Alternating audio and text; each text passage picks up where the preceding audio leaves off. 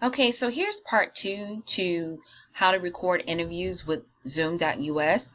This is Sekolah Lair again, and I just wanted to show you where I left off in the first video. So in the first video, I ended with showing you a little notification in the top right hand corner that said, hey, your recording will now be downloaded to your computer in MPF format.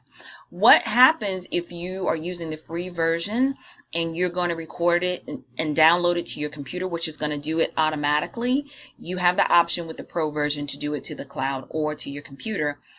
It is going to go ahead and create a file for you. It's going to create a folder that says Zoom, and it's going to give you the list dates. Now, I have my Zoom folder here.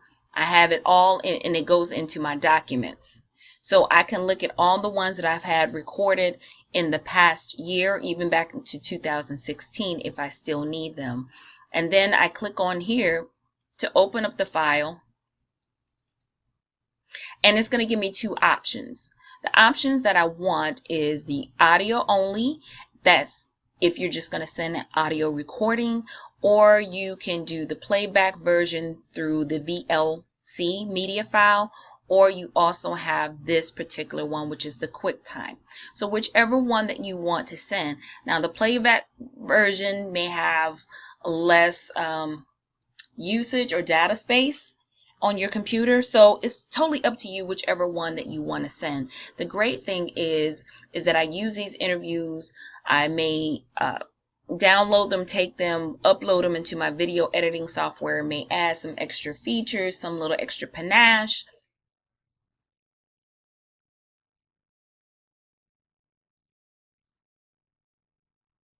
Okay, so that was that one. But let's check out, because I wasn't sharing my screen or anything on that one,